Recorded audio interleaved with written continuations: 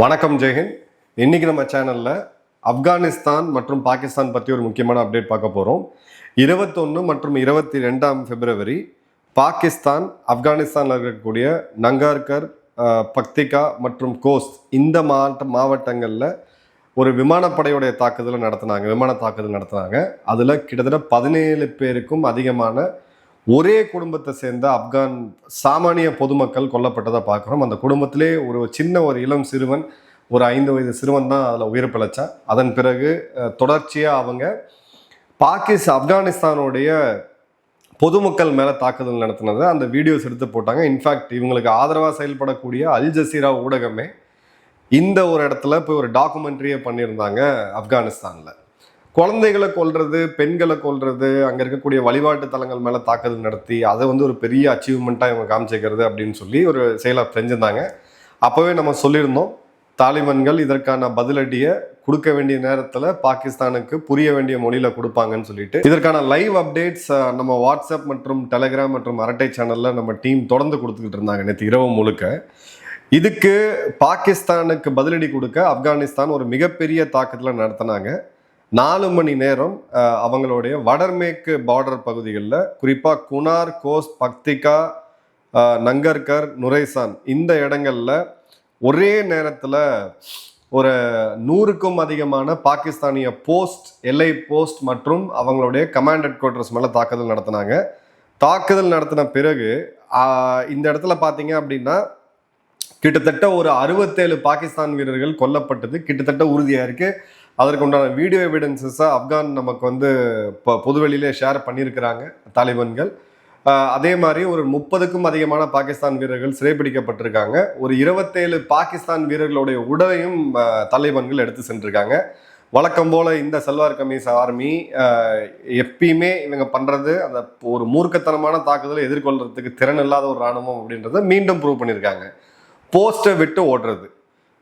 நம்மளுடைய மேஜர் ஷைதான் சிங் அவர்களுடைய வரலாறை படித்தோம் அப்படின்னா, சீனாவுடைய யுத்தத்தில் ஆயிரக்கணக்கான சீன வீரர்கள் உள்ளே வரும்பொழுது இரும்பு மாதிரி அந்த இடத்துல நின்று ஒரு மிகப்பெரிய தாக்குதலை நடத்தி கடைசி வரைக்கும் இந்த உயிர் போன பிறகு கூட நூற்றுக்கணக்கான தோட்டாக்கள் நெஞ்சில் சுமந்து அந்த இடத்த விட்டு பின்வாங்க மாட்டேன் என்ற மாவீரர்கள் பிறந்த நாடு நம்மளுது.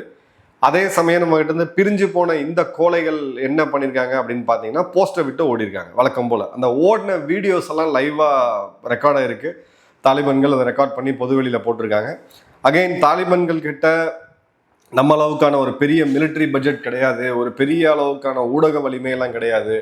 ஆனாலும் அவங்க இன்ஃபர்மேஷன் வார்ஃபேரில் மீண்டும் ஒரு முறை ப்ரூவ் பண்ணியிருக்காங்க. அவங்க கிட்ட இருக்கக்கூடியதே மொத்தம் பார்த்தீங்கன்னா ஒரு எக்ஸ்தலத்துலலாம் 1000 ஐடிகளுக்கு மேலே இருக்காது. ஆனால் அந்த 1000 பேர் சேர்ந்து கோஆர்டினேட்டடாக லைவ் இன்புட்டை கொடுத்து பாகிஸ்தானை எப்படி நொறுக்கி எடுத்தாங்க அப்படின்ற வீடியோஸை ரொம்ப தெளிவாக போஸ்ட் பண்ணியிருக்காங்க. அங்கே பெரிய அளவுக்கு 5G நெட்வொர்க் கிடையாது, எதுவுமே கிடையாது, ஸ்டார்லிங்க் கிடையாது.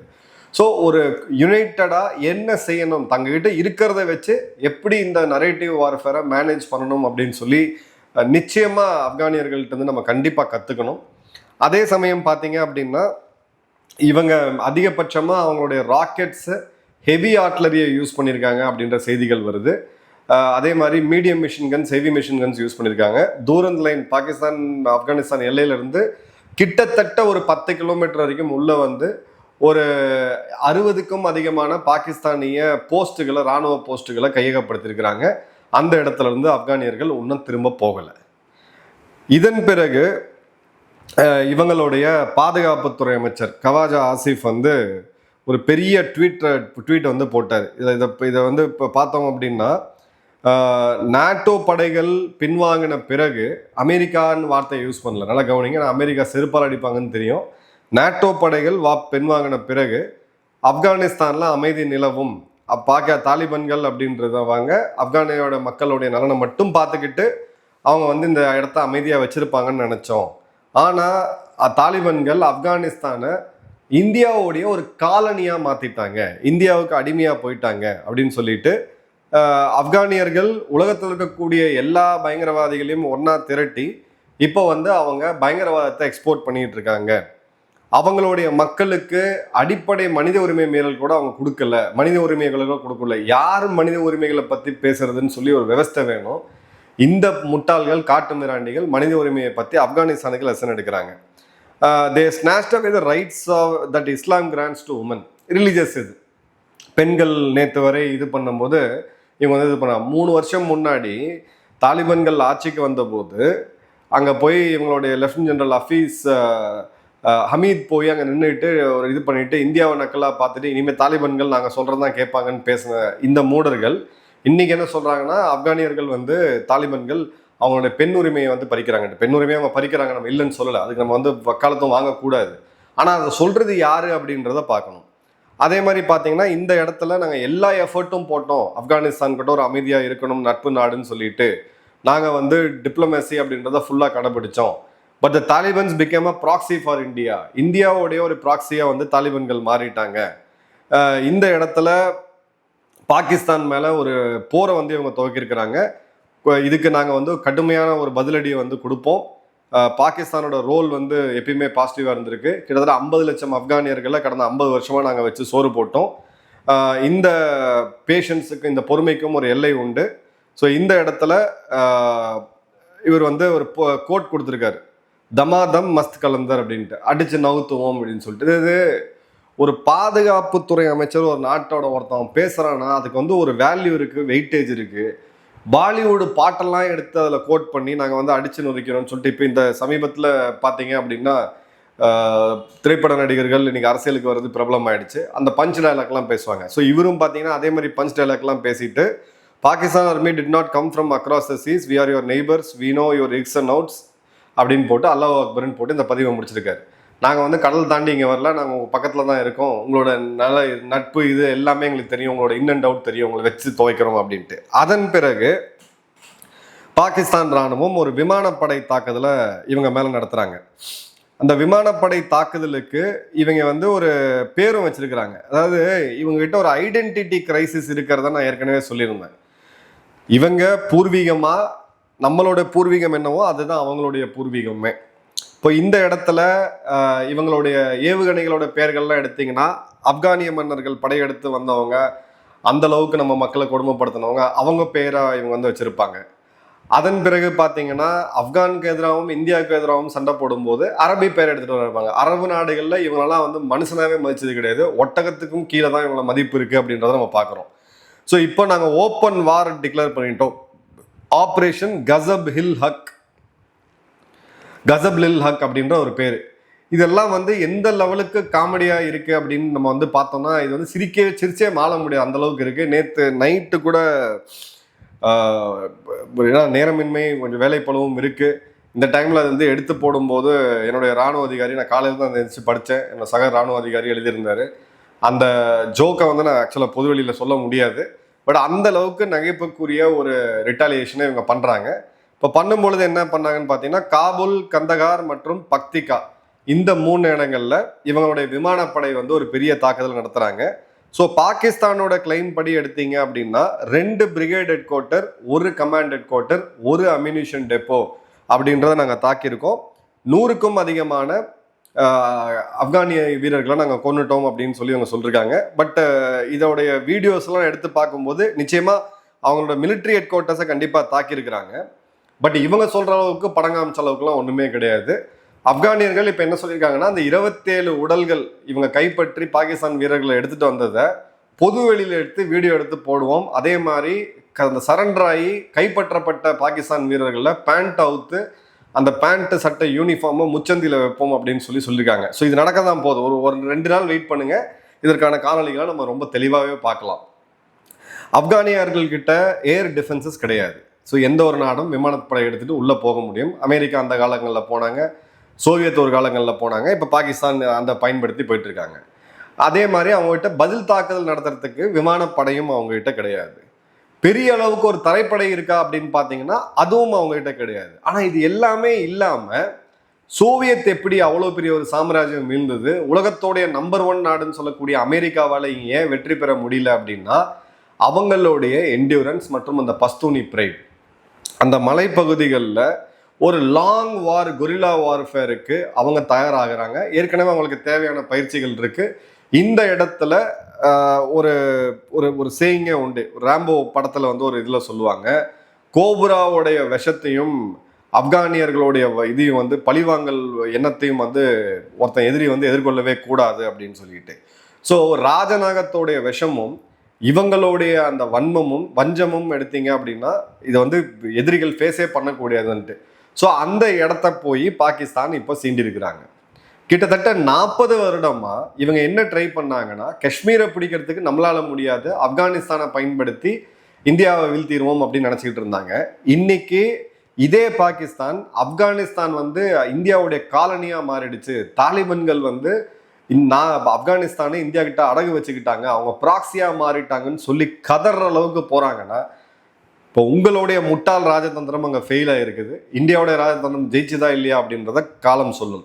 இப்போ ரொம்ப ரொம்ப முக்கியமாக வர விஷயம் என்ன அப்படின்னு பார்த்தீங்கன்னா, இந்த வார் கான்ஃப்ளிக்ட் வீடியோஸை நம்ம டீப்பாக ஆராய்ச்சி பண்ணி பார்க்கும்போது பல இடங்கள்ல இப்போ தாலிபான்கள் ட்ரோன் தாக்குதல் நடத்திருக்காங்க பாகிஸ்தான்ல. இப்போ $1 மில்லியன் கொஸ்டின் இவங்க கிட்ட ட்ரோன் எப்படி வந்துச்சுன்ட்டு.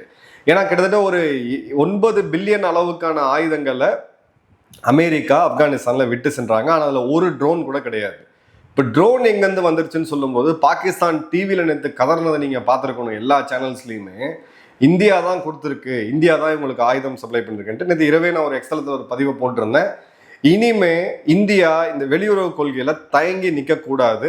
ஆப்கானிய மக்களை தாலிபான்கள் அவங்களோட இறையாண்மையை காப்பாற்றுறதுக்கு, அவங்க மக்களை காப்பாற்றுறதுக்கு என்னென்னலாம் ஆயுத உதவிகள் செய்யணுமோ நிச்சயமா இந்தியா இந்த இடத்துல செய்யணும். இவங்க 30 லட்சம் பங்காளிகளை கொன்று ஒரு தனி நாடை வந்து போராடி இந்திய ராணுவம் பெற்றுக் கொடுத்த வெற்றியில உருவான நாடோடு இந்த 2 பேருமே ஒன்று சேர்றோம். ஏன்னா உனக்கும் அவன் எதிரியா இருக்கான் இந்தியா, எனக்கும் அவன் எதிரின்னு சொல்லி அப்படின்ற போது 2 நட்பு நாடுகளில் இருக்கக்கூடிய ஒரே எதிரி அப்படின்ற பொசிஷன்ல இருக்கக்கூடிய பாகிஸ்தானுக்கு எதிராக இந்தியா ஏன் ஆயுத உதவிகளை வழங்குறதுக்கு தயங்குது அப்படின்ற கேள்வியை நம்ம எழுப்பணும். இதை கவர்ட்டா அவங்க செய்யறாங்களா இல்லையா நமக்கு அதை பத்தி தெரியாது. பட் ஓப்பனா பாகிஸ்தான் கூட ஒரு டிஃபென்ஸ் அக்ரிமெண்ட் போட்டு அவங்களுக்கு உண்டான இராணுவ தளவாடங்கள்ல ஈரான்ல இருக்கக்கூடிய சபஹார் துறைமுகத்தை பயன்படுத்தி இந்தியா நிச்சயமா அனுப்பணும். ஏன்னா அமெரிக்கா இப்போ ஈரான்ல பிஸியா இருக்கிறாங்க. இது ஒரு கோல்டன் ஆப்பர்ச்சுனிட்டி. நான் நேற்று வீடியோவில் சொல்லியிருந்தேன் இந்திய ராணுவம் எந்த அளவுக்கு தயாராக இருக்குன்னு சொல்லிட்டு. 2600 கிலோமீட்டருக்கும் அதிகமான பார்டர் ஏரியா ஆப்கானிஸ்தான் மற்றும் பாகிஸ்தானில் எழுதி வச்சுக்கங்க. 2600 கிலோமீட்டர் அங்கே, கிட்டத்தட்ட 2000 கிலோமீட்டர் இந்தியா பாகிஸ்தான் எல்லையில். எந்த பாகிஸ்தான் மட்டும் இல்லை, சீன ராணுவம் சேர்ந்து வந்தால் கூட இந்த இடத்த உறுதியாக டிஃபெண்ட் பண்ண முடியவே முடியாது. எல்லாரும் எழுப்பக்கூடிய கேள்வி, இந்தியா போய் பாகிஸ்தானை கை வச்சு ஆப்கானிஸ்தானும் ஒரே நேரத்தில் கை வச்சு பலுச்சிஸ்தான் ஒரு ஃபுல் ஃபிளெஜ்ட் அட்டாக்க போனாங்க, சைனா இந்தியாவுக்கு எதிராக வருவாங்கன்ட்டு. சைனா வரத்துக்கான வாய்ப்பு இல்லை. சைனாவுடைய ராணுவம் மிகப்பெரிய ஒரு கிரைசிஸ்ல இருக்குது. ஷி ஜின்பிங் அவங்க ராணுவத்தை நம்புறதா இல்லையானே தெரியல.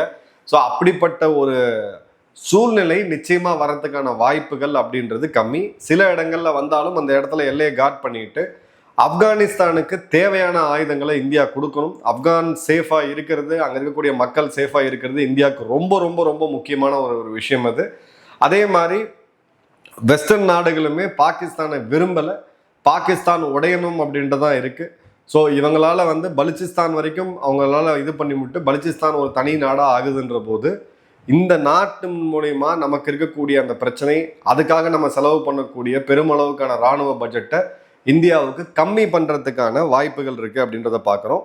இப்போ இந்த தாக்குதலுக்கு பிறகு தாலிபான்கள் வந்து தெளிவாக ஒரு விஷயத்தில் இருக்காங்க, நாங்களும் பதிலுக்கு எதுவும் விடமாட்டோம் அப்படின்னு சொல்லிட்டு நைட்டு தான் அவங்க தாக்குதல் நடத்துகிறாங்க. ஏன்னா இவங்க நைட்டு ஓடுறத தெர்மல் கேமராஸில் பார்க்கும்போது ஒரு கணிசமான அளவுக்கு தெரியுது.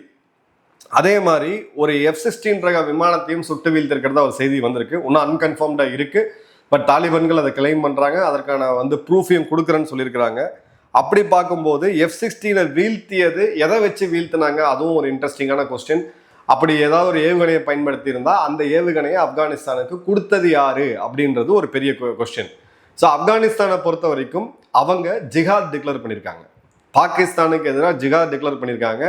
கராச்சி, இஸ்லாமாபாத், பெஷாவர், ராவல்பிண்டி, லாகூர் எல்லா நகரங்கள்லையும் இனி வரக்கூடிய ஒரு நாளும் இந்த அசீம் முனீர் மற்றும் இவனுடைய அந்த சல்வார் கமீஸ் ராணுவத்துக்கு என்ன நடக்க போகுதுன்றது மட்டும் கொஞ்சம் வெயிட் பண்ணி பார்ப்போம்.